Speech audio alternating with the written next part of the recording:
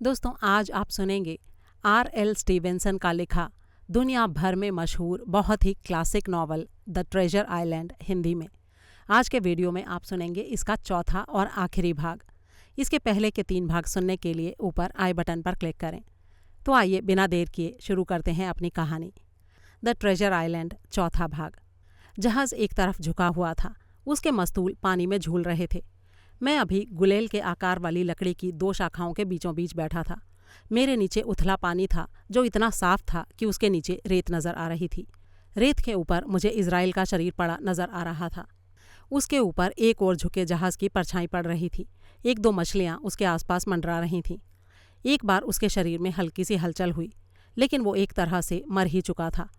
लग रहा था कि कुछ ही देर में मछलियाँ उसे अपना चारा बना लेंगी। उसी पल मेरे मन में आया कि अगर वो मरा नहीं है तो हो सकता है उसे कुछ देर में होश आ जाए और वो ऊपर आकर चाकू निकाल कर मेरा काम तमाम कर दे। इस विचार से ही मेरी कंपकपी सी छूट गई।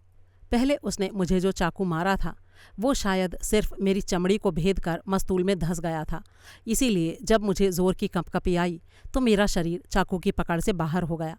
मेरी चमड़ी का पतला सा हिस्सा शायद अलग होकर चाकू के साथ चिपका रह गया था, लेकिन उसके अलग होते ही मेरे खून का बहाव और तेज़ हो गया। मेरी कमीज़ और कोट का कपड़ा अभी भी चाकू में फंसे हुए थे। मैंने झटका देकर अपने आप को चाकू से अलग किया और नीचे उतरकर डेक पर पहुंच गया। नीचे केबिन में पहुंचकर मैंने कंधे की मरहम पट्टी की और फिर चारों तरफ देखा। कहीं कोई व्यक्ति नज़र नहीं आ रहा था। जहाज़ पर अब मैं अकेला ही था। एक मस्तूल के साथ इज़राइल के साथी की लाश टिकी हुई थी। चूँकि अब तक मैं बहुत सारी भयानक घटनाओं से होकर गुजर चुका था, इसलिए उस लाश से भी अब मुझे कोई डर नहीं लग रहा था। मैंने हिम्मत जुटाकर उस लाश को कमर से पकड़कर उठाया और आटे के बोरे की तरह उसे नीचे समुद्र में फेंक दिया। अब मैं हर तरह से अकेला था। सूरज डूबने वाला था और शाम की हवा चलने लगी थी। साथ ही मुझे थोड़ा सा डर भी महसूस होने लगा था। तेज़ हवा के कारण जहाज़ हिचकोले खाने लगा। मैंने चाकू निकालकर जहाज़ की एक बड़ी सी तालपत्री में बंधी रस्सी को काट दिया। तालपत्री नीचे गिर पड़ी।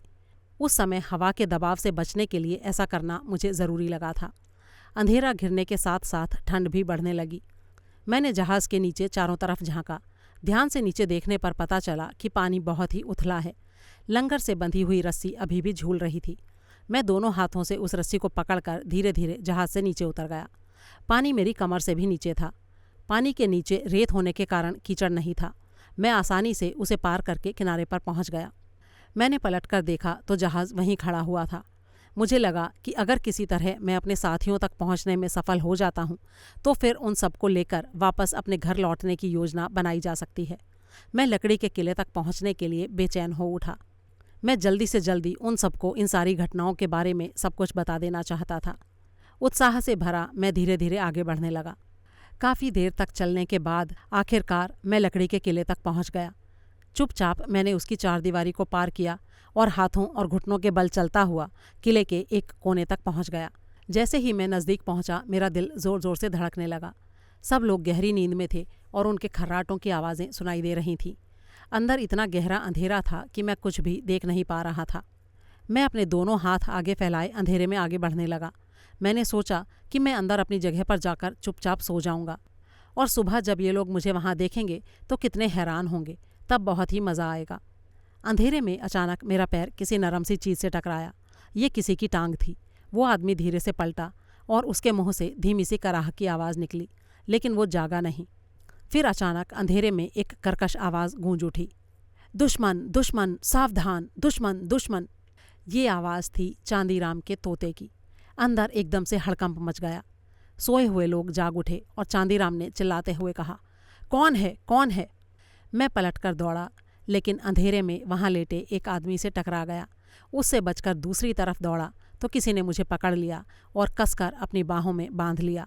चांदीराम ज़ोर से चिल्लाया, टॉर्च लेकर आओ। कुछ पलों में ही एक आदमी जलती हुई टॉर्च लेकर वहाँ आ गया। अगला अध्याय। टॉर्च की चौंधियाने वाली लाल रोशनी में मैंने जो कुछ देखा उससे मेरा दिल बैठ गया। किले पर डाकुओं ने कब्जा कर रखा था। खाने पीने का सारा सामान भी उनके कब्जे में था। मेरे साथियों में से कोई भी वहाँ नज़र नहीं आ रहा था। मुझे लगा कि वो सब लोग शायद मारे जा चुके हैं। डाकुओं में से भी अब वहाँ सिर्फ 6 लोग नज़र आ रहे थे। उनमें से एक काफ़ी बुरी तरह से जख्मी था। उसके सिर पर खून से सनी हुई पट्टी बंधी थी। लंबू चांदीराम का तोता उसके कंधे पर बैठा टुकुर टुकुर मुझे देख रहा था। चांदीराम का चेहरा बुझा हुआ था। उसने अपने साथियों से कहा, यह भी अच्छा हुआ कि जिम हम लोगों से मिलने के लिए यहाँ पहुँच गया। तुम्हारे यहाँ आने से मुझे बड़ी खुशी हुई है जिम। तुम बहुत ही बहादुर लड़के हो। मैं तो शुरू से ही चाहता था कि तुम हम लोगों के साथ रहो। जो कुछ भी हमें हाथ लगता उसका एक हिस्सा हम तुमको भी देते और उससे तुम माला माल हो जाते। कप्तान सोमनाथ अच्छा आदमी तो है, लेकिन ज़रूरत से ज़्यादा कठोर है। अच्छा होगा अगर तुम उससे दूर ही रहो। और तुम्हें एक बात और बता दूं मैं, वो डॉक्टर अंदर ही अंदर तुम्हारा विरोधी है। वो तुम्हें नमक हराम और कृतघ्न कहता है। सच तो ये है कि तुम अब अपने दोस्तों के पास नहीं जा सकते। वो तुम्हें कभी भी स्वीकार नहीं करेंगे। इसलिए हमारे साथ जुड़ने के अलावा अब तुम्हारे पास और कोई चारा नहीं रह गया है। ये बात सुनकर मुझे बड़ी ही राहत महसूस हुई, क्योंकि इसका सीधा सा मतलब ये था कि मेरे साथी अभी तक जीवित थे। मुझे ये भी पता चला कि किले से मेरे चुपचाप निकल जाने के कारण वे लोग मुझसे नाराज़ थे, लेकिन फिर भी मैं बहुत खुश था कि वो अभी तक मारे नहीं गए थे। चांदीराम ने अपनी बात आगे बढ़ाते हुए कहा, देखो, तुम इस टाइम हमारे कैदी हो, लेकिन फिर भी मैं तुम्हारे साथ कैदियों जैसा व्यवहार नहीं करूँगा। तुम अच्छी तरह से सोच लो। अगर तुम हमारे साथ आना चाहो तो हम तुम्हें रख सकते हैं, और अगर तुम ना चाहो तो तुम इनकार भी कर सकते हो। पूरी बातचीत के दौरान चांदीराम बार बार यही जताता रहा कि वो जब चाहे मुझे मार सकता है। मेरा चेहरा तमतमाने लगा था और मेरा दिल ज़ोर ज़ोर से धड़क रहा था। मैंने कांपती हुई आवाज़ में कहा, क्या मेरा उत्तर देना ज़रूरी है? हम में से कोई भी तुम पर अभी तुरंत इस बात के लिए दबाव नहीं डालेगा कि तुम अभी की अभी हमारी बात का उत्तर दो। अगर तुम यहाँ रहते हो तो उससे हमें कोई समस्या नहीं है। मैंने थोड़ी हिम्मत बटोरते हुए कहा, लेकिन अगर मुझे दोनों में से किसी एक को चुनना है तो मुझे पहले सारी बातें पता तो होनी चाहिए। मुझे ये तो पता होना चाहिए कि आप लोग यहाँ कैसे पहुँचे और मेरे पुराने साथी इस टाइम कहाँ हैं। चांदीराम ने बताया, देखो जिम, बात यूँ है कि कल सुबह डॉक्टर समझौते के लिए झंडा लहराते हुए यहाँ आया था। उसने कहा, कप्तान चांदीराम, अपने लोगों का जहाज़ कोई उड़ाकर ले गया है। जब हम लोगों ने बाहर झांक कर देखा तो पाया कि डॉक्टर ठीक कह रहा था। जहाज़ के गायब होने पर हमें बड़ा ही झटका लगा। फिर डॉक्टर ने सौदेबाजी की पेशकश की। उस सौदेबाजी के आधार पर ये किला और खाने पीने का सारा सामान हमें मिल गया। वो लोग इस जगह को, ये सारी ब्रांडी, गोश्त और जलाऊ लकड़ी, इन सबको यहीं छोड़कर चले गए। हमें नहीं पता कि वो इस टाइम कहाँ हैं। डॉक्टर ने बताया था कि वो सिर्फ 4 लोग बाकी बचे हैं और उनमें से भी एक घायल है। तुम्हारे बारे में उसका कहना था कि तुम अचानक कहीं गायब हो गए और उसे तुम्हारी रत्ती भर भी परवाह नहीं है। डॉक्टर ने कहा था कि उस लड़के से अब वो लोग बुरी तरह से ऊब चुके हैं। क्या उन्होंने बस इतना ही कहा था? मैंने पूछा। हाँ, बस इतना ही कहा था। अब ये तुमको तय करना है कि तुम क्या चाहते हो। मैंने बहुत ही सोच समझ कर जवाब दिया, अब जो होना है वो होता रहे। मुझे इसकी रत्ती भर भी परवाह नहीं है। मैंने इस सफ़र में बहुत सारे लोगों को मरते हुए देखा है, लेकिन मैं आपको 1-2 बातें बताना ज़रूरी समझता हूँ। आप लोग भी यहाँ पर बुरी हालत में हैं। जहाज़ जा चुका है और ख़जाना भी मिलने वाला नहीं है। आपके भी बहुत सारे लोग ख़त्म हो चुके हैं और आप लोगों के पास अब कोई उम्मीद भी नहीं बची है। आप लोगों को शायद ये नहीं पता कि इसके लिए ज़िम्मेदार कौन था। ये सब मेरी वजह से ही हुआ है। मैंने उस रात आप लोगों की गुप्त बातें सुन ली थी और उसको अपने साथियों को बता दिया था, जिसके कारण वो सावधान हो गए थे। उस गुप्त बातचीत में जो आपके साथ शामिल था, यानी इज़राइल, वो अब समुद्र की तलहटी में है। और रही बात अपने जहाज़ राजहंस की, तो उसकी रस्सी भी मैंने ही काटी थी। उस पर सवार लोगों को भी मैंने ही मौत के घाट उतारा था। जहाज़ को मैंने एक सेफ जगह पर लगा दिया है। आप लोगों में से कोई भी उसे कभी भी ढूंढ नहीं पाएगा, क्योंकि उसके बारे में सिर्फ मैं ही जानता हूँ, और इसलिए आप सबकी जान सिर्फ मैं ही बचा सकता हूँ। मुझे ना तो आप लोगों की कोई परवाह है और ना ही मैं आपसे डरता हूँ। आप लोग चाहें तो मेरी जान ले लीजिए, लेकिन मैं आप लोगों को कुछ नहीं बताने वाला। अगर आप मुझे यहाँ से सही सलामत निकल जाने देते हो तो मैं वचन देता हूँ कि अदालत में जब आपके खिलाफ मुकदमा चलेगा तो एक महत्वपूर्ण गवाह के नाते मैं आप लोगों को बचाने की पूरी कोशिश करूँगा। अब ये आप लोगों को तय करना है कि चाहें तो मुझे मार दें और चाहें तो मुझे जीवित रखें, लेकिन मुझे मारने से आपको कुछ हासिल नहीं होने वाला है, और जीवित रखने पर मैं आपको फांसी के तख्ते से बचा सकता हूँ। इतना कहने के बाद मैं चुप हो गया। सब लोग भेड़ की तरह गूंगे बने मुझे देख रहे थे। मेरी हिम्मत थोड़ी और बढ़ गई। मैंने आगे कहा, देखिए चांदीराम जी, मेरा ख्याल है कि यहाँ पर आप सबसे ज़्यादा जिम्मेदार और समझदार आदमी हैं। अगर आपको मेरी बातें समझ नहीं आ रही तो आप बेशक मुझे मौत के घाट उतार दें, लेकिन प्लीज़ डॉक्टर साहब को ये ज़रूर बता देना कि मैं एक कायर की मौत नहीं मरा था। चांदीराम ने बड़ी ही अजीब सी आवाज़ में कहा। ओह, तो ये सब तुम्हारी करामात थी। शुरू से आखिर तक हमारी राह में अड़ंगा पैदा करने वाले तुम थे। ठीक है, मैं इस बात को याद रखूँगा। मैं समझ नहीं पाया कि वो मेरे ऊपर हंस रहा था या मेरी हिम्मत की तारीफ कर रहा था। तभी चांदीराम के एक साथी ने अपना चाकू निकाला और उसे लहराते हुए मेरी तरफ लपका। इसका तो काम तमाम कर ही देना चाहिए सरदार, चांदीराम जोर से चिल्लाया। रुक जाओ, तुम कौन होते हो ऐसा फैसला लेने वाले? कप्तान मैं हूँ। एक कदम भी आगे बढ़े तो समझ लेना तुम मारे जाओगे। वो आदमी वहीं रुक गया, लेकिन बाकी सारे लोग मुझे तीखी नज़रों से देखने लगे। चांदीराम ने चुनौती भरे स्वर में उनसे कहा, है तुम में से कोई माँ का लाल जो मेरी बात को काट सके? तुम में से कोई भी ना तो मेरी बराबरी कर सकता है और ना ही मेरे सामने खड़ा हो सकता है। मैं इस लड़के को बहुत पसंद करता हूँ, इसे कोई हाथ भी नहीं लगाएगा। तुम सारे कमबख्त चूहों के बीच यही तो अकेला शेर है। इसके बाद काफ़ी देर तक खामोशी छाई रही। मैं दीवार के साथ सटकर सीधा खड़ा हो गया। मेरा दिल हथौड़े की तरह मेरे सीने के भीतर चोट कर रहा था। चांदीराम के एक साथी ने उससे कहा, माफ़ कीजिएगा, लेकिन आपके बनाए हुए नियम के अनुसार ही हम सब एक साथ इस मुद्दे पर बात कर सकते हैं। आप कप्तान हैं, ये बात ठीक है, लेकिन हमें भी आपसे कुछ पूछने का अधिकार है। मैं बाहर जाकर अपने साथियों से कुछ राय मशवरा करना चाहता हूँ। इतना कहकर उस आदमी ने चांदीराम को सैल्यूट बजाया और एक झटके से बाहर निकल गया। एक एक करके उसके पीछे बाकी लोग भी बाहर चले गए। चांदीराम ने अपने मुंह से अपना पाइप अलग हटाकर कहा, जिम, ज़रा देखो तुम मौत के कितने करीब हो, लेकिन फिर भी मैं पूरी तरह से तुम्हारे साथ हूँ। मेरा मन कहता है कि मुझे तुम्हारा साथ देना चाहिए। बिजली की कसम, मैं तुम्हें अपना आदमी मानता हूँ, क्योंकि मुझे भरोसा है कि तुम ज़रूरत पड़ने पर मेरा साथ दोगे। तुम ही मेरी गर्दन बचा सकते हो। अब बात धीरे धीरे मेरी समझ में आने लगी थी। मैंने उससे पूछा, तुम्हारा मतलब है कि खेल अब ख़त्म हो रहा है? हाँ, और नहीं तो क्या। जहाज़ गया तो समझ लो गर्दन भी गई। जब मैंने देखा कि जहाज़ नहीं है तो मैं समझ गया कि खेल अब ख़त्म हो चुका है। जहाँ तक मेरे साथियों का सवाल है, वो आपस में बात करने बाहर गए हैं, लेकिन वो मूर्ख और कायर हैं। मैं उनसे तुम्हारी ज़िंदगी बचाने की कोशिश करूँगा, लेकिन उसके बदले में तुम्हें भी मुझे फांसी के फंदे से बचाना पड़ेगा। मैं भला तुम्हारी क्या मदद कर सकता हूँ? मैंने पूछा। देखो जिम, ये एक हाथ ले दूसरे हाथ दे वाली बात है। मुझे पता है कि तुमने जहाज़ को किसी जगह पर छिपा कर रखा है। अगर तुम और मैं एक साथ मिल जाएं तो हम दोनों ज़रूर कोई चमत्कार कर सकते हैं। इतना कहते हुए उसने एक डिब्बे में थोड़ी सी ब्रांडी उंडेली और पीने लगा। फिर मेरी तरफ भेद भरी नज़रों से देखते हुए वो बोला, मेरी समझ में ये नहीं आ रहा है कि डॉक्टर ने मुझे वो चार्ट क्यों दे दिया है। मेरे चेहरे पर हैरानी के भाव फैल गए और मैं मन ही मन कुछ सोचने लगा। अगला अध्याय। डाकुओं में बाहर काफ़ी देर तक बातचीत चलती रही। कुछ देर बाद उनमें से कुछ भीतर आए।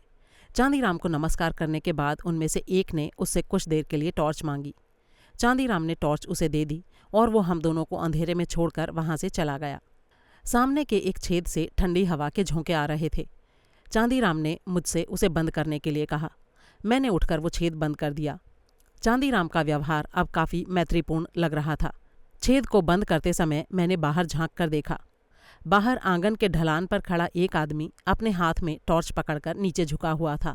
बाकी के लोग उसके चारों तरफ खड़े थे। झुके हुए आदमी ने अपने हाथ में एक खुला हुआ कागज़ पकड़ रखा था। फिर वे लोग एक साथ किले की तरफ बढ़ने लगे। मैं तुरंत अपनी जगह पर लौट आया और मैंने चांदीराम को बताया कि वे लोग वापस आ रहे हैं। ठीक है, आने दो, तुम चिंता मत करो, मेरी बंदूक में अभी भी एक गोली बाकी है, चांदीराम ने कहा। कुछ देर बाद दरवाज़ा खुला और पांचों आदमी एक साथ अंदर आए। उन्होंने एक आदमी को आगे ढकेल दिया। वो डाकू आगे बढ़ा और उसने चांदीराम के हाथों में कोई चीज़ थमा दी। उसे ध्यान से देखने के बाद चांदीराम ने कहा, ये तो काला पुर्जा है। ये कागज़ तुम्हें कहाँ से मिला? ये एक बड़ा ही मनहूस कागज़ है। मुझे लगता है कि तुम सबको फांसी का फंदा ही नसीब होगा। तुम लोगों ने ये कागज़ किसी बाइबल से काटा है। बोलो, किसके पास थी बाइबल? उनमें से एक ने कहा, मेरी थी बाइबल। आपके लिए मौत के वारंट के रूप में ये काला पुर्जा इस आदमी ने तैयार किया है। इसे पलट कर देखो पीछे क्या लिखा है, उसे पढ़ने के बाद ही आप कुछ कह सकते हो। चांदीराम ने उस आदमी को देखते हुए कहा, धन्यवाद, तुम हमेशा कायदे कानून से चलते हो। तुम्हें देखकर मुझे हमेशा खुशी होती है। फिर भी बताओ कि ये है क्या? ये लिखावट तो तुम्हारी है ना? लगता है तुम इन लोगों के नेता हो। मेरे ख्याल से तुम कप्तान बनना चाहते हो। लाओ वो टॉर्च मुझे दो वापस। उस आदमी ने कहा, अब तुम अपना खेल खत्म समझो चांदीराम, तुम हम लोगों को और ज़्यादा बेवकूफ़ नहीं बना सकते हो। चांदीराम ने दृढ़ता से कहा, मैं तो ये समझता था कि तुम नियम के अनुसार चलोगे। मत भूलो कि मैं अभी भी तुम्हारा कप्तान हूँ। बुनियादी बात तो ये है कि जब तक तुम अपनी शिकायतें सामने नहीं रखते और मैं उनका जवाब नहीं दे देता, तब तक तुम्हारे इस काले पुर्जे का कोई मतलब नहीं है। इसकी कीमत मिट्टी के ठीकरे जितनी भी नहीं है। पहले अपनी शिकायतें बताओ, उसके बाद मैं देखूंगा कि क्या कर सकता हूँ। उस आदमी ने जवाब दिया, पहली बात तो ये है कि आप अपनी जिम्मेदारी पूरी करने में सफल नहीं रहे। खजाना हमें अभी तक नहीं मिल पाया है। दूसरी बात ये कि आपने बिना कुछ हासिल किए दुश्मन को यहाँ से बच निकलने दिया। और तीसरी बात ये कि जब वो लोग जा रहे थे तो आपने हम लोगों को उनको मार डालने से रोका। और चौथी बात ये कि ये लड़का अभी तक यहाँ पर जिंदा खड़ा है। चांदीराम ने बड़े ही धैर्य से उसकी बातों का जवाब दिया, सुनो, मैं तुम्हारी सारी बातों का जवाब देता हूँ। जहाँ तक खजाने की बात है, उसे पाने में क्या मैं खुद विफल हुआ हूँ? बोलो, क्या इसमें तुम सब भी जिम्मेदार नहीं हो बराबर के? क्या तुमने मेरे आदेशों को मानने से इनकार नहीं किया? तुमने मेरे अधिकतर आदेशों का उल्लंघन किया, मेरी योजनाओं में बदलाव करवाया, और अपनी इन्हीं हरकतों से तुम जहाज और खजाने दोनों ही से हाथ धो बैठे। बताओ, इन सब बातों के लिए दोषी कौन था? इज़राइल और उसके साथियों के अलावा क्या तुम खुद भी इसके लिए जिम्मेदार नहीं थे? और उसके बाद भी तुम्हारी इतनी हिम्मत कि तुम मेरे ऊपर आरोप लगा रहे हो। तुम में से पहले नंबर का जो आदमी है, उससे तो बात करने में भी मुझे शर्म आती है। वो एकदम गधा है। और इस चौथे नंबर के आदमी से मैं पूछता हूँ, क्या ये लड़का हमारे पास एक कीमती बंधक नहीं है? क्या इसके बदले में हमें बड़ी से बड़ी फिरौती नहीं मिल सकती? इसकी कीमत जानते भी हो तुम, और इस लड़के को तुम मारना चाहते हो। तुमसे बड़ा गधा इस दुनिया में मैंने नहीं देखा। अब आता हूँ इस नंबर 3 आदमी पर। मैं इससे पूछना चाहता हूँ कि जब इसके हाथ पैर टूट गए थे तो क्या वो डॉक्टर हर रोज इसे देखने और इसकी मरहम पट्टी करने के लिए नहीं आया करता था? ये आदमी अभी 6 घंटे पहले तक जूड़ी बुखार से कांप रहा था। और रही बात नंबर 2 की, तो वो भी सुन ले कि उन लोगों से यहाँ से मैंने इसलिए जाने दिया कि तुम लोग भूखे मर रहे थे। ये जो ढेर सारा खाने पीने का सामान है, अगर मैं उनसे समझौता ना करता तो ये सब हमें कहाँ से मिलता? और मूर्खों, बात केवल इतनी ही नहीं है। मैंने उनको यहाँ से जाने दिया, लेकिन इस दस्तावेज के बदले में। मैं तुरंत इस नक्शे को पहचान गया था। ये मुझे फुलवा डाकू की तिजोरी में सबसे नीचे रखा हुआ मिला था। मेरी समझ में ये नहीं आ रहा था कि डॉक्टर ने खजाने का वो मूल्यवान नक्शा चांदीराम को आखिर क्यों दे दिया था। समुद्री डाकुओं को अपनी आंखों पर विश्वास नहीं हो रहा था। वे सब उस नक्शे पर ऐसे झपटे जैसे बिल्लियां चूहे पर झपटती हैं। उनमें से एक ने कहा, हाँ, यही है वो नक्शा। इस पर तो फुलवा सरदार के हस्ताक्षर भी हैं। नीचे उसका अपना गुप्त निशान भी है। दूसरे ने कहा, ये तो कमाल हो गया। लेकिन एक बात है, नक्शा अगर हमें मिल भी गया तो खजाने को यहाँ से हम लेकर कैसे जाएंगे? जहाज तो हमारे पास है ही नहीं। चांदीराम उछलकर खड़ा हो गया और कड़कती आवाज में बोला, खजाना कैसे ले जाएंगे? जहाज मैंने नहीं, तुम लोगों ने खोया है। अब तुम लोगों की जिम्मेदारी है कि जहाज को ढूंढ कर लाओ। लेकिन मुझे ये भी पता है कि तुम में से कोई भी गधा उस जहाज को तलाश नहीं सकता। बिजली की कसम, तुम लोगों की बेवकूफ़ी पर मुझे इतना गुस्सा आता है ना कि बस क्या बताऊं। उन सबके सिर शर्म से अब झुक गए। एक ने धीरे से कहा, तो क्या सारा दोष हम लोगों का ही है? हाँ, तुम लोगों का ही है। तुम्हारी वजह से ही जहाज खोया और मैंने खजाने का नक्शा प्राप्त कर लिया। अब तुम बताओ कि हम में से होशियार आदमी कौन है? मैं बिजली की कसम खाकर कहता हूँ कि मैं कप्तान के पद से हट रहा हूँ। तुम लोग अपने में से किसी एक को कप्तान चुन लो। पहला व्यक्ति गिड़गिड़ाया, नहीं नहीं, ऐसा नहीं हो सकता। कप्तान तो चांदीराम ही रहेंगे, सिर्फ चांदीराम। हमेशा हमेशा के लिए हमारे कप्तान आप ही बने रहिए प्लीज़। तो तुम सब लोगों की यही राय है? एक बार फिर से सोच लो। सभी ने हाँ में सिर हिला दिया। रात अब तक काफ़ी बीत चुकी थी। चांदीराम ने एक आदमी को बाहर निगरानी के लिए भेज दिया। फिर बाकी के सारे लोगों के लिए शराब के गिलास भरे गए और काफ़ी देर तक शराब का दौर चलता रहा। नशे में धुत होकर सभी गहरी नींद में सो गए। मैंने शराब चखी भी नहीं थी, इसलिए मैं काफ़ी देर तक जागता रहा। अपने सामने सोए चांदीराम को देखकर अनेक तरह के विचार मेरे मन में उठ रहे थे। मैं सोच रहा था कि यह आदमी कितना काइयाँ है, किस तरह से डबल गेम खेल रहा है, कितनी आसानी से सारे डाकुओं को डराकर एकजुट रखने में सफल हो रहा है। और मज़े की बात ये कि इस समय निश्चिंत होकर खुद कितनी गहरी नींद सो रहा है। उसके चारों तरफ उसकी जान के प्यासे और खजाने के नक्शे को हथियाने के लिए बेचैन डाकू हैं, और वो घोड़े बेचकर गहरी नींद में सोया हुआ है। उसके मन के किसी कोने में निश्चय ही ये डर भी तो होगा ही कि अगर यहाँ से किसी तरह बचकर अपने देश पहुँच भी गए तो वहाँ कानून की लंबी बाहें उसे तलाश लेंगी। लेकिन इतनी सारी बातों के बाद भी वो कितनी निश्चिंतता से सो रहा था। अगला अध्याय। सुबह मेरी नींद भी किले के अंदर सोए हुए बाकी लोगों के साथ ही खुली। मैंने झांक कर बाहर देखा। जंगल की तरफ से किले की ओर आ रहे एक व्यक्ति की आवाज़ ने हम सबको जगा दिया था। वो व्यक्ति कह रहा था, किले में सोए हुए लोगों, उठो, मैं डॉक्टर हूँ। ये आवाज़ वाकई डॉक्टर की ही थी। मैं सोचने लगा कि इन लोगों के साथ मुझे यहाँ किले में देखकर डॉक्टर के मन पर क्या गुजरेगी। लंबू चांदीराम ने डॉक्टर का स्वागत करते हुए कहा, आइए आइए डॉक्टर साहब, भाई आप तो जब भी आते हैं किसी फरिश्ते की तरह खुशबू का झोंका साथ में लेकर आते हैं। देखिए ना, आपके आने से मौसम कितना सुहावना हो गया है, कितनी प्यारी हवा चल रही है। शब्दों का ऐसे जाल बुनते हुए चांदीराम ने अपने एक साथी को आदेश दिया कि वो डॉक्टर को आराम से बिठाने का इंतज़ाम करे। फिर उसने कहा, आज आपको यहाँ अचानक देखकर मुझे बड़ी ही हैरानी हुई डॉक्टर साहब। आपका मरीज़ तो अब काफ़ी अच्छा है। हाँ, आपको हमारे यहाँ एक नन्हे मेहमान को देखकर बड़ी ही खुशी होगी। वैसे आज आप बड़े ही चुस्त दुरुस्त नज़र आ रहे हैं।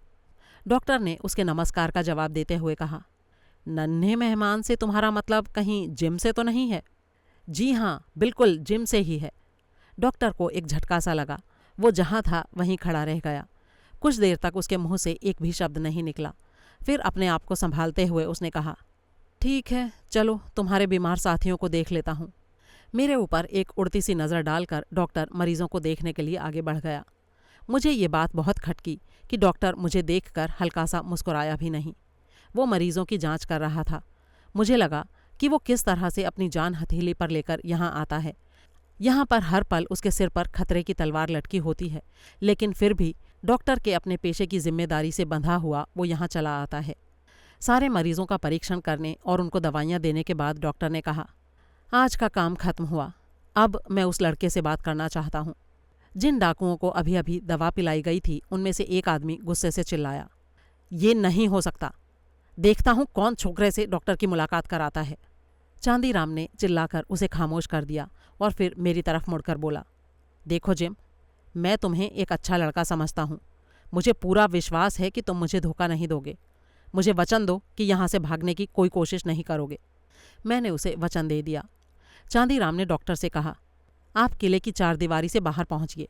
थोड़ी देर में जिम को लेकर मैं वहाँ आ जाऊँगा, तब आप उससे बात कर सकते हैं। डॉक्टर के रवाना होने के कुछ मिनट बाद मैं और चांदीराम बाहर निकल पड़े। जैसे ही मैं डॉक्टर के इतने पास पहुंच गया कि हम एक दूसरे की बात सुन सकें, चांदीराम रुक गया।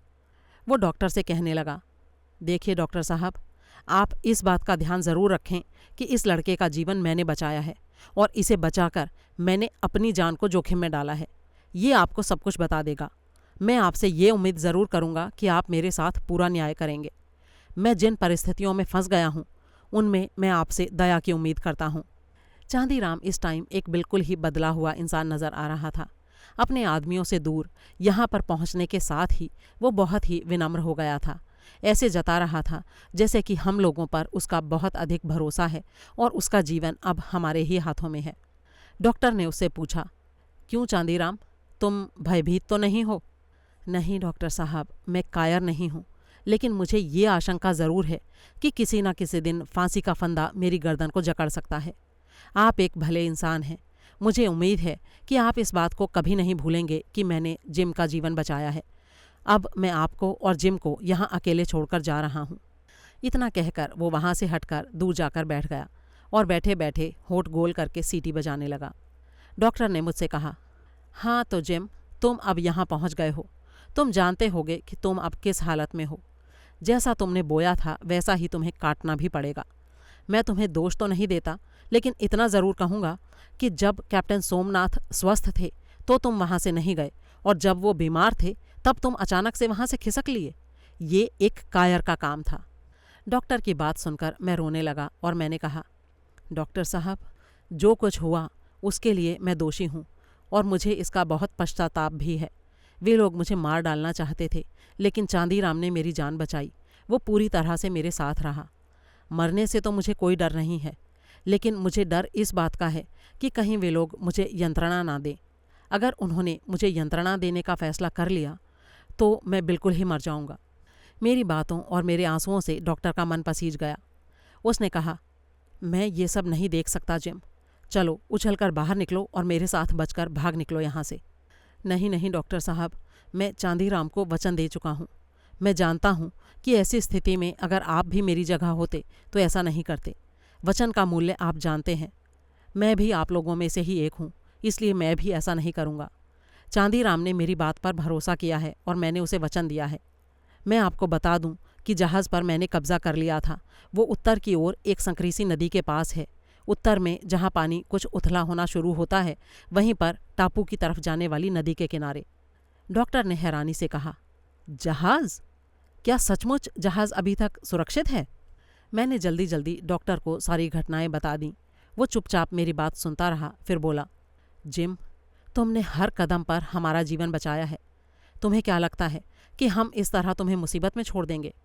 खजाने का नक्शा तुम्हें ही मिला था, इन लोगों के षड्यंत्र का पता भी तुम्हें ही चला था, और टापू पर बेनी माधव की तलाश भी तुमने ही की थी। बेनी माधव जैसा उपयोगी आदमी इस सफ़र में हमें अभी तक और कोई नहीं मिला है। फिर डॉक्टर ने चांदीराम को आवाज़ देकर अपने पास बुलाया और कहा, देखो चांदीराम, तुम्हारे लिए मेरी एक सलाह है। खजाने की तलाश में ज़्यादा हड़बड़ी मत करो। चांदीराम ने जवाब दिया, अरे सर, खजाने की तलाश के लिए तो सारी कोशिश करनी ही पड़ेगी, क्योंकि खजाना हासिल करके ही तो मैं अपनी और इस लड़के की जान बचा सकता हूँ। और डॉक्टर साहब, आप भी तो इतनी मुसीबतें झेल कर उस खजाने के लिए ही तो यहाँ आए हैं। इतना सारा जोखिम आप उसी के लिए तो उठा रहे हैं। आपने मुझे खजाने का नक्शा आखिर किस लिए दिया था? मैं तो आपकी हर बात पर आंख मूंद कर यकीन करता रहा हूँ। अब आप ये किस लिए कह रहे हैं कि मैं खजाने की तलाश में हड़बड़ी ना करूं? डॉक्टर ने जवाब दिया, देखो चांदीराम, इसमें ना तो कोई रहस्य है और ना ही कोई लुका छिपी की बात। मैं तुम्हें सब कुछ बता दूंगा। मैं तुम्हें ये विश्वास भी दिला सकता हूँ कि तुम्हें भी बहुत कुछ हासिल होगा, लेकिन सिर्फ उसी हालत में जब तुम और मैं इस टापू से सही सलामत बचकर निकल जाएंगे। मैं तुम्हें यकीन दिलाता हूँ कि तुमको कानून की कड़ी सज़ा से बचाने की भी हर कोशिश करूँगा, लेकिन इसके साथ ही मैं तुम्हें एक और सलाह देना चाहता हूँ कि इस लड़के को अपने बहुत करीब रखना, और जब भी तुम्हें मदद की ज़रूरत पड़े हमें खबर करना। तुम्हें तुरंत सहायता पहुँचाई जाएगी। अब मैं चलता हूँ। अच्छा जिम, अलविदा। फिर डॉक्टर ने मुझसे हाथ मिलाया, चांदीराम का अभिवादन किया और तेज़ कदमों से चलते हुए जंगल की तरफ बढ़ गए। अगला अध्याय। डॉक्टर के जाने के बाद चांदीराम ने कहा, मैं तुम्हारी ईमानदारी पर बहुत खुश हूँ जिम। मैंने देखा था कि डॉक्टर ने तुमसे भाग निकलने का इशारा किया था, लेकिन तुमने ऐसा करने से इनकार कर दिया। अपने वचन का पालन करके तुमने मेरा दिल जीत लिया है। अब हमें खजाने की तलाश में निकलना है। तुम इस बात का पूरा ध्यान रखना कि तुम हमेशा मेरे एकदम पास रहो। उसी हालत में हम दोनों एक दूसरे को बचाने में सफल हो सकते हैं। उसी समय अंदर से एक आदमी ने हमें पुकारते हुए कहा कि नाश्ता तैयार है। उन्होंने एक जानवर को भूनने के लिए बड़ा सा अलाव जला रखा था, जिसकी दहकती हुई आग और लपटों से वातावरण काफ़ी गर्म हो गया था। उन लोगों ने इतना सारा खाना तैयार कर लिया था कि भरपेट खाने के बाद भी काफ़ी सामान उन्हें फेंकना पड़ा। ऐसा लगता था जैसे उन्हें कल की कोई चिंता ही नहीं थी। मैंने अपने जीवन में इतने लापरवाह लोग आज से पहले कभी नहीं देखे थे। उनकी आदतों को देखकर मुझे लगा कि वे लोग ज़्यादा दिनों तक इस टापू की कठिनाइयों को नहीं झेल पाएंगे। चांदीराम ने भी उनको इस तरह की लापरवाही के लिए कभी नहीं टोका था। उसके जैसा चतुर आदमी उन्हें इस तरह खाना नष्ट करने से ना रोके, इस बात पर मुझे बड़ी हैरानी हो रही थी। खुद खाते हुए और अपने कंधे पर बैठे तोते को खिलाते हुए चांदीराम ने कहा, मेरे प्यारे साथियों, एक बार खजाना हाथ लग जाए तो फिर हमें नावों की तलाश करनी होगी। खजाना तो अब हमें मिल ही जाएगा और उसके सहारे तुम सब मालामाल भी हो जाओगे। जब तक खजाना नहीं मिलता तब तक हमारा ये बंधक भी हमारे कब्जे में रहेगा। अगर ये हमें जहाज़ का पता बता देता है तो हम इसे भी अपने साथ सुरक्षित वापस ले चलेंगे और खजाने में से इसका हिस्सा इसे दे देंगे। चांदीराम और उसके साथी इस समय काफ़ी खुश और उत्साहित थे, लेकिन मैं बुरी तरह से परेशान था। मुझे पूरा यकीन था कि खजाना पाने के बाद ये लोग कुछ भी कर सकते थे। वो 5 हट्टे कट्टे मजबूत आदमी थे और उनके मुकाबले में हम थे सिर्फ 2। चांदीराम की एक टांग नहीं थी और मैं तो अभी बच्चा ही था। शायद यही कारण था कि चांदीराम मेरे ऊपर भरोसा कर रहा था और साथ ही डॉक्टर को भी उसने अपना दोस्त बनाकर रखा हुआ था। एक बात अभी तक मेरी समझ में नहीं आई थी और उसके लिए मैं काफ़ी परेशान था। डॉक्टर और ज़मींदार किस कारण से लकड़ी का किला और खजाने का नक्शा इन लोगों को सौंप देने के लिए तैयार हो गए थे। हम लोगों का हुलिया अब तक काफ़ी विचित्र सा हो चुका था। सबके कपड़े बेहद गंदे हो चुके थे, लेकिन सबके सब हथियारों से लैस थे। चांदीराम के कंधों पर 2 बंदूकें लटक रही थीं और कमर में उसने एक चाकू और एक पिस्तौल खोंस रखी थी। मेरी कमर में चांदीराम ने एक रस्सी लपेट दी और रस्सी का दूसरा सिरा उसके हाथ में था। मैं मदारी के इशारों पर नाचने को मजबूर छोटे भालू की तरह दिखाई दे रहा था। उन 5 लोगों ने हथियारों के अलावा फावड़े और बेलचे भी ले रखे थे। मैंने अनुभव किया कि किले में खाने पीने का जितना भी सामान था वो इन लोगों ने अपने पास रख लिया था। मैं सोचने लगा कि मेरे वो साथी कैसे रह रहे होंगे, उन्हें खाने पीने का सामान भला कहाँ से मिल रहा होगा। मैं इन्हीं विचारों में खोया था कि चांदीराम ने खजाने की खोज के लिए निकलने का आदेश दे दिया। सब बड़े ही उत्साह से नक्शे के सहारे आगे बढ़ने लगे। रास्ते में नक्शे को लेकर उन लोगों में कुछ देर तक बहस भी होती रही। नक्शे में खजाने के मार्ग की मुख्य पहचान के रूप में जिस लंबे पेड़ का उल्लेख था, अब हम वहाँ तक पहुँच गए थे। हमारे सामने ही वो पहाड़ी थी जिसे दूरबीन पहाड़ी के नाम से जाना जाता था। हम पहाड़ी के ऊपर चढ़ने लगे। वहाँ पर चीड़ के लंबे लंबे पेड़ थे। इन पेड़ों का उल्लेख भी नक्शे में था। बीच में हमें घनी झाड़ियों से गुजरना पड़ा। इस रास्ते को पार करने में काफ़ी मुश्किलें आ रही थीं और हम लोगों की चाल काफ़ी धीमी पड़ चुकी थी। रास्ता पथरीला होने के कारण चोट लगने का भी डर था। कुछ देर के बाद हम ऐसी जगह पर पहुंच गए जहां झाड़ियां कम घनी थीं। ये सुगंधित फूलों वाली झाड़ियां थीं। खुशबू के झोंकों ने हमारे दिलो दिमाग में ताजगी भर दी। नीचे धरती पर उगी हुई घास भी पैरों को अच्छी लग रही थी। जब हमारी पार्टी ढलान पर उतरने लगी तो चांदीराम ने मेरा हाथ पकड़ लिया और सहारा देकर मुझे आगे ले जाने लगा। कई बार मैंने भी चांदीराम को सहारा दिया, वरना उसकी लकड़ी की टांग फिसल सकती थी और वो मुंह के बल गिर सकता था। करीब आधा मील इसी तरह चलने के बाद हम लोग खजाने वाली पहाड़ी पर चढ़ने लगे। एक आदमी हम सबसे आगे चल रहा था। अचानक वो ज़ोर ज़ोर से चीखने लगा। बाकी के लोग तेज़ी के साथ उसकी तरफ दौड़े। जब हम लोग उसके पास पहुँचे तो वहाँ का नज़ारा देखकर हमें भी झटका सा लगा। चीड़ के एक बड़े से पेड़ के पास एक इंसान का कंकाल पड़ा हुआ था। उस पर पुराने कपड़ों के चीथड़े झूल रहे थे। एक पल के लिए हम सबके रोंगटे खड़े हो गए। एक व्यक्ति ने कहा कि वो कंकाल किसी नाविक का लग रहा था। चीथड़ों से पता चलता था कि वो किसी नाविक की महंगी पोशाक रही होगी। चांदीराम ने उस कंकाल के नज़दीक पहुंचकर उसे ध्यान से देखा। कंकाल के पैर एक निश्चित दिशा की तरफ संकेत कर रहे थे।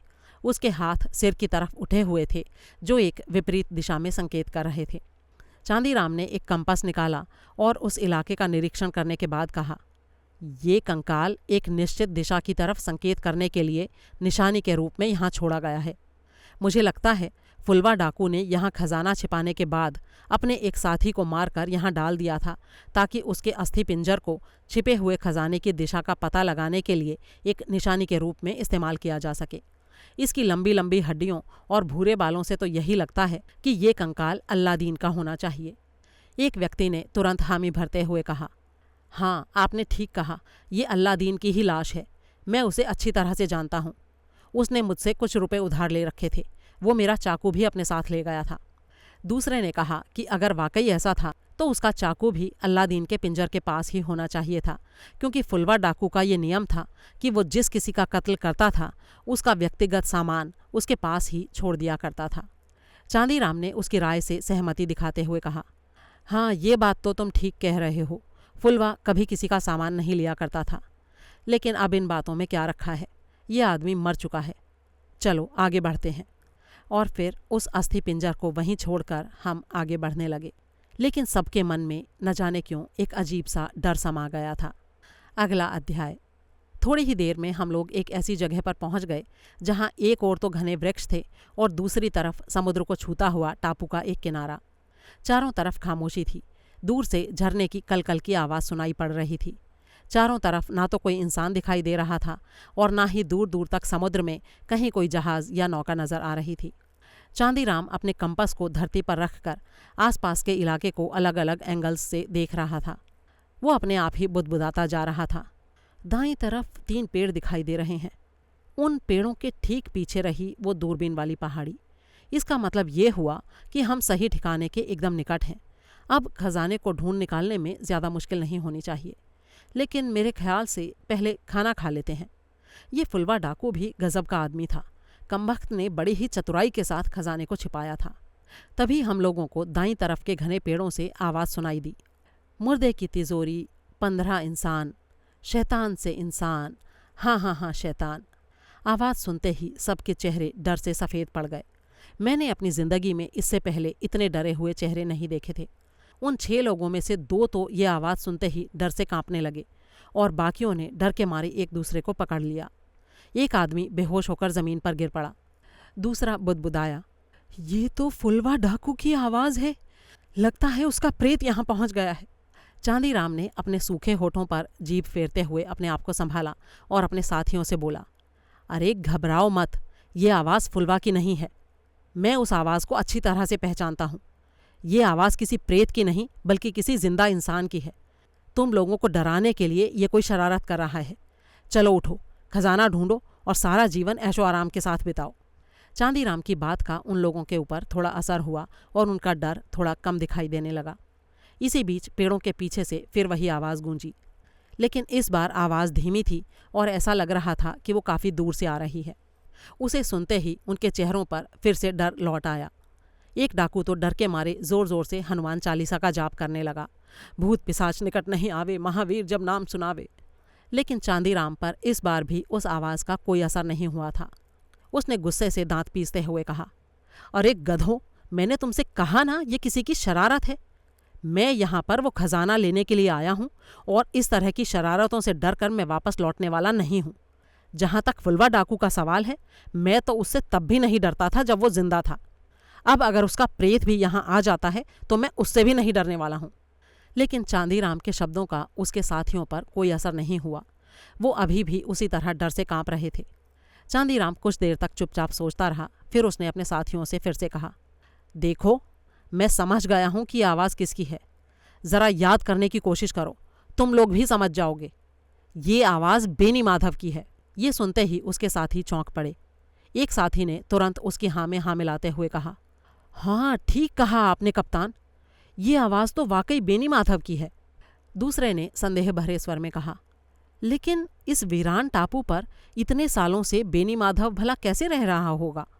चांदीराम ने जवाब दिया, ये आवाज़ पक्के तौर पर जिंदा बेनी माधव की ही है। हो सकता है किसी तरह से वो 3 सालों से यहाँ जीवित रह पाने में सफल हो गया हो, लेकिन चाहे वो जिंदा हो या मुर्दा, हमें बेनी माधव से डरने की भला ज़रूरत ही क्या है? उसने अपने साथियों को ढाढ़स बंधाया और वो फिर से खड़े हो गए। केवल एक आदमी अभी तक घबराया हुआ था। वैसे वो बीमार भी था और बुखार से तप रहा था। धूप और गर्मी के कारण उसका बुखार तेज़ होता जा रहा था। सब लोग फिर से पहाड़ी पर चढ़ने लगे। कुछ दूर की चढ़ाई के बाद हल्की सी ढलान थी और रास्ता पश्चिम की तरफ मुड़ रहा था। चीड़ के पेड़ चारों तरफ फैले हुए थे। जिन 3 लंबे पेड़ों का उल्लेख नक्शे में था, उनमें से पहले पेड़ के पास जब हम पहुँचे तो हमने देखा कि उससे कुछ दूरी पर खड़ा तीसरा पेड़ बहुत ही विशालकाय था। वो करीब 200 फीट ऊंचा था और उसका तना एक झोंपड़ी के बराबर चौड़ा था। उसकी घनी छाया चारों तरफ फैली हुई थी। इसी विशाल पेड़ की छाया के नीचे ही करोड़ों रुपए मूल्य का वो सोना छिपा हुआ था। उस खजाने को प्राप्त करने के रोमांच ने अब सबका डर दूर कर दिया था और वो तेज़ी से कदम बढ़ाने लगे थे। चांदीराम अपनी बैसाखी के सहारे बड़ी फुर्ती से सबके आगे आगे चल रहा था। मैं मन ही मन सोच रहा था कि चांदीराम की पूरी कोशिश यही रहेगी कि सारा खजाना जहाज़ में लाद कर आज ही रात को वापस चल पड़े। तब वो हर हाल में मुझसे जहाज़ का पता पूछेगा और जहाज़ की वापसी से पहले सब लोगों को यहीं इसी टापू पर ही ख़त्म कर देगा। फिर जहाज़ में करोड़ों रुपए कीमत का सोना और अपने सिर पर गुनाहों की गठरी लाद कर वो जल्दी से जल्दी देश वापस लौट जाना चाहेगा। ये सब सोच सोचकर मेरे शरीर में कंपकपी सी चढ़ने लगी। मेरे हाथ पैर ठंडे पड़ने लगे। मैं उन लोगों की रफ्तार से आगे नहीं चल पा रहा था। 1-2 बार तो लड़खड़ा भी गया। चांदीराम ने मेरी कमर में बंधी रस्सी को जोर से झटका दिया और गुस्से के साथ मेरी तरफ देखा। पता नहीं क्यों उसकी आंखों से आग सी बरस रही थी। जैसे ही हम उस विशाल पेड़ के एकदम नज़दीक पहुंचे, चांदीराम के सिर पर तो जैसे कोई प्रेत सा सवार हो गया। वो तेजी के साथ अपनी बैसाखी को टेकता हुआ आगे दौड़ने लगा। फिर उसके मुंह से हैरानी भरी एक आवाज़ निकली और वो अचानक रुक गया। सामने एक जगह पर खुदाई के ताज़ा निशान थे। एक फावड़े का 2 टुकड़ों में टूटा हुआ हत्था ज़मीन पर पड़ा था। लकड़ी की पेटियों के कई टुकड़े आसपास बिखरे हुए थे। ये समझने में हमें ज़्यादा देर नहीं लगी कि वहाँ कुछ लोग आए थे और सामान को पेटियों में भरा गया था। जहाँ खजाना होने का संकेत था, वहाँ पर एक गड्ढा खुदा हुआ था। यानी हमारे वहाँ पहुँचने से पहले ही खजाना वहाँ से गायब हो चुका था। अगला अध्याय। चांदीराम के चेहरे पर हवाइयाँ उड़ने लगी थीं। वो बहुत ही निराश और गुस्से में नज़र आ रहा था। उसके 6 साथी भी गुस्से से आग बबूला हो रहे थे। वो चांदीराम को खरी खोटी सुना रहे थे और उस पर ताने कस रहे थे। अब चांदीराम को अपने साथियों से जान का खतरा महसूस होने लगा। उसने चुपके से मुझे एक दुनाली पिस्तौल थमाते हुए कहा, इसे अपने पास रख लो, हो सकता है ये लोग कोई गड़बड़ी करें। तुम जाओ और वहाँ उस कोने में जाकर खड़े हो जाओ। वहाँ से तुम तो सबको देख पाओगे, लेकिन तुम्हें कोई नहीं देख पाएगा। उसका ये पल पल बदलता व्यवहार देखकर मेरे मुंह से एकदम से निकल गया, चांदीराम, रंग बदलने में तो तुमने गिरगिट को भी मात दे दी है। उसके पास मेरी बात का जवाब देने का समय नहीं था। उसके साथी नीचे गड्ढे में उतरकर खजाना तलाशने की आखिरी कोशिश कर रहे थे। उन्हें मिट्टी में पड़ी एक आध गिन्नी मिल गई तो वे व्यंग्य से कहने लगे, लो, रख लो इसे, यही बची है 700 करोड़ रुपए के खजाने में से। इससे बाजार जाकर मिठाई खरीद लेना और हनुमान जी को चढ़ा देना। अरे, क्या इस एक गिन्नी के लिए चले थे अपने देश से अपनी जान हथेली पर रखकर? बड़ा सरदार बनता है लंगड़ा चांदीराम। कहता था चलो 700 करोड़ का खजाना मिलेगा, जीवन भर के लिए माला माल हो जाओगे। मेरा तो जी कर रहा है कि इसकी दूसरी टांग भी तोड़ दूं। चांदीराम द्वारा दी गई धमकी का उनके ऊपर कोई खास असर नहीं हुआ। वो एक एक करके गड्ढे से बाहर निकले और उसके दूसरी तरफ खड़े हो गए। वो 6 आदमी अब गड्ढे के उस पार थे और हम दोनों इस पार। वो गुस्से से हमें घूर रहे थे। उनमें से एक व्यक्ति, जिसका नाम मणिराम था, कहने लगा, साथियों, इस लंगड़े के कारण ही हम लोग इस हालत में पहुंचे हैं और कुत्ते का ये पिल्ला भी हम लोगों की तबाही के लिए जिम्मेदार है। इन दोनों को छोड़ना नहीं है हमें। इतना कहकर उस व्यक्ति ने आक्रमण के लिए अपना हाथ ऊपर उठाया। ठीक उसी समय बाईं तरफ की घनी झाड़ियों से एक के बाद एक 3 गोलियां छूटने की आवाज़ सुनाई दी। एक गोली मणिराम की कनपटी पर लगी और वो मुंह के बल जमीन पर गिरकर लौटने लगा। पल भर में ही 2 और आदमी धरती पर लुढ़क कर तड़पने लगे। बाकी के 3 सिर पर पैर रखकर जंगल की तरफ भाग खड़े हुए। मैं अभी पलक भी नहीं झपका पाया था कि धरती पर लौटते हुए मणिराम पर चांदीराम ने 2 और गोलियां दाग दीं। उसी समय डॉक्टर और बेनी माधव झाड़ियों से निकलकर हमारे सामने आ गए। उनकी बंदूकों से अभी भी धुआं निकल रहा था। डॉक्टर ने अपने साथियों को आदेश दिया, दौड़ो और पूरी ताकत के साथ दौड़कर उनसे पहले समुद्र के किनारे पहुंचने की कोशिश करो। कहीं ऐसा ना हो कि वो किनारे पर लगी नावों पर अपना कब्जा कर लें। हम लोग पूरी ताकत के साथ दौड़ पड़े। चांदीराम भी कोशिश कर रहा था कि हमारे साथ साथ दौड़ पाए। अपनी बैसाखी के साथ वो हर संभव कोशिश कर रहा था कि हमसे एक कदम भी पीछे ना रहे, लेकिन फिर भी जब तक हम किनारे पर पहुंचे वो हमसे करीब 30 गज पीछे था। उसने चिल्लाकर हमें रुकने को कहा और हम पल भर के लिए रुक गए। हमें वो तीनों आदमी समुद्र तट की तरफ भागते नजर आए, लेकिन उनकी तुलना में हम लोग नावों के ज़्यादा निकट थे। अपने चेहरे का पसीना पहुँचता हुआ कुछ ही देर में चांदीराम भी हमारे पास पहुँच गया। उसने डॉक्टर से कहा, आपका बहुत बहुत धन्यवाद डॉक्टर साहब। आप तो ठीक उसी समय देवदूत की तरह पहुंच गए जब मेरे और जिम के ऊपर मौत झपट्टा मारने ही वाली थी। ये बेनी माधव भी किसी फरिश्ते से कम नहीं है। मुझे लगता है इसी के कारण आप यहाँ तक पहुँचे होंगे। मैं बेनी माधव का ये उपकार जिंदगी भर नहीं भूल पाऊंगा। हम लोग फिर से नौकाओं की तरफ बढ़ने लगे। बेनी माधव हमें खजाने की खोज की अपनी दास्तान सुनाने लगा। उसने बताया कि टापू पर लंबे समय तक भटकने के बाद उसने उस अस्थि पिंजर को देखा था। उसी के आधार पर वो खजाने तक पहुंच गया था। उसने फावड़े से खोदकर खजाने को निकाल लिया था और 2 टुकड़ों में टूटा हुआ जो हत्था गड्ढे के पास हमें मिला था वो उसी के फावड़े का था। हम लोगों के टापू पर पहुंचने से 2 महीने पहले ही उसने खजाना निकालकर टापू के उत्तर पूर्वी किनारे पर एक सुरक्षित जगह में छिपा दिया था। सारा खजाना वो कई दिनों तक अपनी पीठ पर लाद लाद कर उस ठिकाने तक ले जाता रहा था। बेनी माधव ने जब ये सारी बातें डॉक्टर को बताई थीं तो डॉक्टर समझ गए थे कि खजाने के उस नक्शे का अब कोई उपयोग नहीं रह गया था। चूंकि बेनी माधव की गुफा में खाने पीने का सामान भी काफ़ी मात्रा में इकट्ठा था, इसीलिए डॉक्टर ने उस किले से निकलकर बेनी माधव के पास उस अत्यंत सुरक्षित जगह पर पहुंच जाना बेहतर समझा था।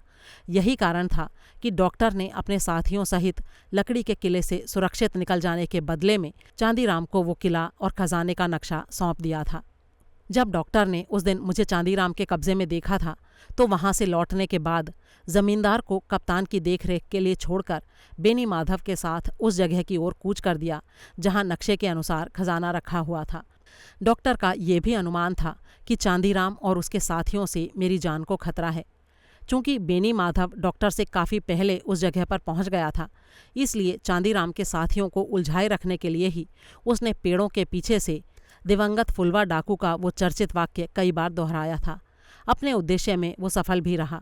जितनी देर तक चांदीराम के साथी उलझन में पड़े रहे, उतनी ही देर में डॉक्टर को भी वहां पहुंचने का काफ़ी टाइम मिल गया था। चांदीराम के साथियों के धावा बोलने से ठीक पहले बेनी माधव और डॉक्टर ने निशाना साध कर 3 लोगों को ढेर करके उनकी योजना को असफल कर दिया था। ये सब सुनकर चांदीराम ने डॉक्टर को धन्यवाद देते हुए कहा, मेरी जान तो इसलिए बच गई डॉक्टर साहब कि जिम मेरे पास था। अगर ये ना होता तो मुझे बचाने के लिए भला कौन आने वाला था। डॉक्टर ने हंसते हुए कहा, हाँ, ये बात तो तुम ठीक कह रहे हो चांदीराम। आखिरकार ये तय किया गया कि पहले हम उस ठिकाने पर जाएं जहां राजहंस खड़ा था। वो जगह करीब 8 मील दूर थी। चांदीराम काफ़ी थका हुआ था, लेकिन वो तुरंत ही चलने को तैयार हो गया। वो कूदकर एक नाव में सवार हो गया। समुद्र उस समय शांत था। हम लोग अपनी अपनी नौकाएं खेने लगे। जब हमारी नौकाएं 2 पहाड़ियों के पास से गुजरीं तो हमें बेनी माधव की गुफा के सामने एक आदमी खड़ा दिखाई दिया। ध्यान से देखने पर हमने पाया कि वो जमींदार साहब थे। हमने रुमाल हिलाकर उनका अभिवादन किया। अभी करीब 3 मील का रास्ता ही हमने तय किया था कि हमें राजहंस अपने आप समुद्र में डोलता हुआ दिखाई दिया। समुद्र में आई बाढ़ से उसका लंगर टूट गया था। ये तो हम लोगों का भाग्य अच्छा था कि कोई बड़ा तूफान नहीं आया था, वरना वो बहकर हम लोगों की पहुंच से काफ़ी दूर भी हो सकता था। कोई तेज़ ज्वार उसे सूखी रेत पर भी पटक सकता था और उस हालत में हम लोगों के लिए उसे समुद्र में उतार पाना असंभव हो जाता। हम लोगों ने एक नया लंगर जहाज़ की तरफ फेंक कर उसे खींचा और फिर उसे ऐसी जगह पर खड़ा कर दिया जो बेनी माधव की गुफा के सबसे नज़दीक पड़ता था। फिर हम लोग गुफा की तरफ बढ़े। ज़मींदार साहब हमारे स्वागत के लिए वहाँ खड़े थे। वो मुझसे बड़े ही प्यार से मिले और उन्होंने किसी भी तरह का कोई गिला शिकवा नहीं किया। चांदीराम ने जब उनका अभिवादन किया तो उन्होंने गुस्से से कहा, तुम तो बहुत ही मक्कार और ढोंगी हो चांदीराम। मुझसे कहा गया है कि तुम्हें मारा ना जाए, लेकिन इतना जान लो कि जो लोग तुम्हारे कारण मारे गए हैं वो प्रेत बनकर हमेशा तुम्हारी छाती पर सवार रहेंगे। चांदीराम इतना बेशर्म था कि जमींदार की इस लताड़ के बाद भी उसने उन्हें फिर से नमस्कार करते हुए आभार व्यक्त किया। जमींदार ने गुस्से से उसे झिड़कते हुए कहा कि वो वहीं पर खड़ा रहे। फिर हम लोग गुफा के भीतर दाखिल हुए। वो काफ़ी बड़ी और हवादार थी। साफ पानी का एक छोटा सा झरना एक किनारे से नीचे की तरफ गिर रहा था और एक जगह पर पानी जमा करने के लिए गड्ढा बना हुआ था। गुफा का फर्श रेत का था। उसके एक कोने में आग का अलाव जल रहा था, जिसके पास कप्तान सोमनाथ लेटे हुए थे। उनसे काफ़ी दूरी पर दूसरे कोने में सोने के सिक्कों और सिल्लियों का एक बड़ा सा ढेर लगा था। गुफा में छनकर आती रोशनी में वो ढेर सोने की पहाड़ी जैसे चमक रहा था। ये फुलवा डाकू का खजाना था। इसे इकट्ठा करने में उसने पता नहीं कितने लोगों का खून बहाया था, कितनों की आशाओं का गला घोंटा था और कितने परिवारों को बर्बाद किया था। फुलवा के अपराधों में चांदीराम और बेनी माधव जैसे लोग भी शामिल थे। ये अलग बात थी कि परिस्थितियों की मार से बेनी माधव अब सुधर गया था। इसी बीच कप्तान सोमनाथ की नींद खुल गई। उन्होंने मुझे देखा और मुस्कुरा दिए। फिर उनकी नज़र चांदीराम पर पड़ी। उन्होंने कहा, तुम यहाँ कैसे आ गए? अजी, आपकी सेवा करने के लिए आया हूँ हुजूर। चांदीराम ने सिर झुकाते हुए बड़े ही नाटकीय ढंग से कहा। उस रात हम लोगों ने काफ़ी अच्छा खाना खाया। कई दिनों के बाद मुझे इतना अच्छा खाना मिला था। हम सब लोग आग के अलाव के आसपास बैठे खाना खा रहे थे। सबसे आखिर में बैठा हुआ चांदीराम भी खाने में जुटा था, वो सबकी हाँ में हाँ मिलाता और जब बाकी लोग किसी बात पर हंसते तो वो भी हंस देता। मुझे ये देखकर बड़ा ही आश्चर्य हो रहा था कि वो कितनी जल्दी अपना रंग बदल लेता है। अगला अध्याय। अगले दिन तड़के ही हम सब लोग काम में जुट गए। उस खजाने को लाद कर हमें करीब 1 मील तक समुद्र के तट तक पहुंचना था। वहां से करीब 3 मील दूर खड़े जहाज राजहंस तक हमें नौकाओं से जाना था। थोड़ा सा खतरा अभी भी हमारे सिर पर था, उन 3 डाकुओं से जो उस टापू में ही कहीं छिपे हुए थे। हम सब जल्दी जल्दी खजाने का ढेर समुद्र के किनारे जमा करते रहे, जहाँ से हमारे 2 साथी उसे नौकाओं में भर भर कर जहाज़ तक ले जा रहे थे और फिर नौकाएं खाली करके नई खेप भरने के लिए लौट आते थे। मैं गुफा के अंदर सोने के सिक्के और अंडे, डबल रोटी आदि बोरियों में भरने में जुटा रहा। करीब करीब सारा दिन इसी में बीत गया। मैंने अपनी ज़िंदगी में इतना सारा सोना कभी नहीं देखा था। भारत, इंग्लैंड, फ्रांस, पुर्तगाल, स्पेन और कई दूसरे यूरोपीय देशों की टकसालों में ढले हुए सोने के सिक्के भी मैं एक साथ ही पहली बार देख रहा था। ऐतिहासिक महत्व के भी ढेरों पुराने सिक्के इनमें शामिल थे। ये खजाना इतना विशाल था कि उसे जहाज़ तक लाने और लादने में हमें 3 दिन लग गए। तीसरी रात को मैं डॉक्टर साहब के साथ कुछ देर के लिए गुफा से बाहर टहलने के लिए निकला। दूर से हमें चीखने और गाने की मिलीजुली धीमी सी आवाज़ सुनाई दी। डॉक्टर ने कहा, ये आवाज़ उन भगोड़े डाकुओं की है जिम, प्रभु उन्हें क्षमा करे। हम दोनों के पीछे चल रहे चांदीराम ने कहा, ये लोग खूब पिए हुए हैं सर, पी पी कर यहीं इस टापू पर दम तोड़ देंगे। चांदीराम अब पूरी तरह से हम ही लोगों की दया पर निर्भर था, इसीलिए एकदम भीगी बिल्ली बना हुआ था। हम सब उसे नफरत से देखते और वैसा ही व्यवहार भी करते। अलबत्ता बेनी माधव अभी भी उससे डरा डरा सा लग रहा था। बेनी माधव की नज़रों में चांदीराम की खूंखार डाकू वाली छवि अभी तक बनी हुई थी। भीतर ही भीतर चांदीराम से डर तो मुझे भी लगता था, क्योंकि मैं उसके कई चेहरे अब तक देख चुका था। डॉक्टर भी चांदीराम से घृणा करते थे, लेकिन वो इतने अच्छे आदमी थे कि कभी किसी के बारे में बुरा सोचते ही नहीं थे। उन भगोड़ों के बारे में की गई चांदीराम की टिप्पणी पर उन्होंने उससे पूछा, ये लोग पिए हुए हैं या तेज़ बुखार में अंटशंट बक रहे हैं?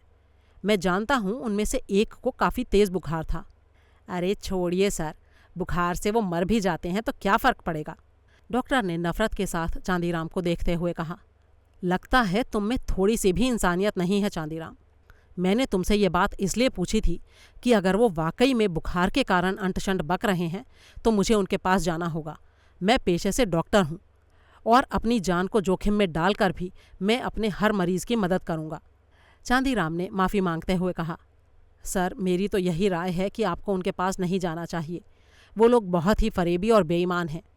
उनके पास जाने में आपकी जान भी जा सकती है। काफ़ी सोच विचार के बाद सबने तय किया कि उन तीनों भगोड़ों की तलाश करना बेकार है। उनके लिए ढेर सारा गोली बारूद और नमक लगा हुआ सूखा मांस बेनी माधव की गुफा में रख दिया गया था ताकि वो भूखे ना मरें। कुछ दवाइयाँ और कुछ दूसरी ज़रूरी चीज़ें भी उनके लिए टापू पर छोड़ दी गई थीं। जाते जाते डॉक्टर ने कुछ कपड़े और ढेर सारे सिगरेट भी उन भगोड़ों के लिए वहाँ पर रख दिए। अगले दिन मौसम खुला हुआ था। हम लोग वापसी के सफ़र पर रवाना हो गए। सोमनाथ एक बार फिर से जहाज़ के कप्तान थे। जहाज़ समुद्र की मुख्य धारा की तरफ बढ़ रहा था। शायद वे तीनों भगौड़े काफ़ी ध्यान से हमारे ऊपर नज़र रखते आ रहे थे, क्योंकि जैसे ही हमारा जहाज़ टापू के मुख्य तट के पास से गुजरा, उनकी आवाज़ हमें सुनाई दी। वो रेत के एक टीले पर घुटनों के बल झुके हुए अपनी बाहें ऊपर उठाकर हमसे दया की भीख मांग रहे थे। कुछ देर के लिए तो हमारे दिल पसीज गए और हमने सोचा कि उन्हें भी साथ ले लिया जाए। लेकिन तभी मन में इस बात का संदेह पैदा हुआ कि कहीं लौटते हुए राह में फिर से ये लोग कोई षड्यंत्र न रच डालें। चांदीराम को मिलाकर उनकी कुल संख्या 4 हो जाती। इसीलिए डॉक्टर ने जहाज़ से हाथ हिलाकर उनको अलविदा कहा और ज़ोर से चिल्लाते हुए उन्हें बताया कि उन लोगों के लिए बहुत सारा सामान गुफा में छोड़ दिया गया है। जब उन लोगों ने देखा कि जहाज़ रुक नहीं रहा है और उन लोगों की विनती का हमारे ऊपर कोई असर नहीं हो रहा है, तो उनमें से एक उछलकर खड़ा हो गया। उसने अपनी बंदूक का निशाना साधा और एक गोली दाग दी। गोली सनसनाती हुई चांदीराम के सिर के बालों को छूती हुई गुजर गई। हम लोग जल्दी से अपने बचाव के लिए जहाज़ पर लेट गए और तब तक लेटे रहे जब तक कि वो हमारी नज़रों से ओझल नहीं हो गए। दोपहर होते होते वो टापू भी हमारी आंखों से ओझल हो चुका था। कप्तान सोमनाथ अभी भी काफ़ी कमज़ोरी महसूस कर रहे थे, इसलिए लेटे लेटे ही वो हम लोगों को गाइड कर रहे थे। हम लोग संख्या में बहुत कम थे और टापू पर झेली इतनी परेशानियों के कारण हमारे शरीर काफ़ी कमज़ोर हो चुके थे। इसीलिए ये निर्णय लिया गया कि सीधी चेन्नई तक लंबी यात्रा करने की बजाय राह में जो भी आबादी वाला तट नज़दीक दिखाई पड़े वहाँ रुककर कुछ मज़दूरों को अपने साथ ले लिया जाए। कुछ दूरी पर रोशनी और मकानों को देखकर हमने अनुमान लगाया कि ये दक्षिण भारत का कोई समुद्र तटीय कस्बा होना चाहिए था। 3 तरफ से धरती से घिरी हुई एक छोटी सी खाड़ी में हमने अपने जहाज़ का लंगर डाल दिया। किनारे पर चमकती हुई रोशनी और इंसानी चेहरों की हलचल देखकर हमें बड़ी शांति मिली। निर्जन टापू पर इतने दिन बिताने के बाद हमें पहली बार इतना अच्छा दृश्य देखने को मिला था। डॉक्टर मुझे अपने साथ लेकर उस नगर में टहलने के लिए निकल गए। जमींदार साहब भी हमारे पीछे पीछे वहीं पहुंच गए। जहाज़ पर बेनी माधव अकेला ही रह गया था। कई घंटे उस शहर में बिताने के बाद हम वापस लौटे तो पता चला कि कुछ घंटे पहले चांदीराम चुपचाप अपने साथ सोने के सिक्कों से भरी एक बोरी लेकर कहीं चला गया था। उसके इस तरह वहाँ से चले जाने से हम लोगों को बड़ी खुशी हुई। हमने सोचा, चलो इस बदमाश से सस्ते में छुटकारा मिल गया। बेनी माधव ने हमें बताया कि हम लोगों की भलाई को ध्यान में रखते हुए खुद उसने चांदीराम को एक छोटी सी नौका में गिन्नियों से भरी एक बोरी के साथ वहाँ से निकल जाने दिया था। जब हम लोग चेन्नई पहुँचे तो जहाज़ पर सिर्फ 5 लोग ही बाकी बचे थे। मैं, डॉक्टर साहब, ज़मींदार साहब, कप्तान सोमनाथ और बेनी माधव। सबके बीच खजाने का बंटवारा किया गया। बेनी माधव को 1000 गिन्नियाँ दी गईं जो उसने 3 हफ्तों में ही उड़ाकर बराबर कर दी। फिर हम लोगों ने उसे एक छोटा सा लॉज खरीद कर दे दिया जिसे वो अभी भी सही तरीके से चला रहा है। वो बड़ा ही मनमौजी आदमी है, हर दम हंसता खेलता रहता है। कप्तान सोमनाथ भी बड़ी ही शांति के साथ अपना जीवन बिता रहे हैं। डॉक्टर साहब इतना सारा पैसा मिल जाने के बाद भी अपना अधिकतर समय मरीजों के इलाज में बिताते हैं। ज़मींदार साहब ने अपनी हवेली के साथ एक सांस्कृतिक भवन बनवा दिया है जिसमें एक बड़ी सी लाइब्रेरी भी है। चांदीराम के बारे में हमें फिर कोई खबर नहीं मिली। मुझे लगता है वो भी कहीं आराम से अपना बाकी जीवन बिता रहा होगा। मैं भी मज़े में हूँ, लेकिन उस निर्जन टापू को याद करके आज भी कई बार मेरा रोम रोम सिहर उठता है। कभी कभी तो रात को सोते हुए अचानक चौंक कर मैं उठ बैठता हूँ। दोस्तों, ये कहानी आपको कैसी लगी इसके बारे में अपनी राय शेयर करना बिल्कुल ना भूलें। जल्दी ही एक और उम्दा कहानी के साथ आपसे फिर मुलाकात होगी। तब तक के लिए अलविदा।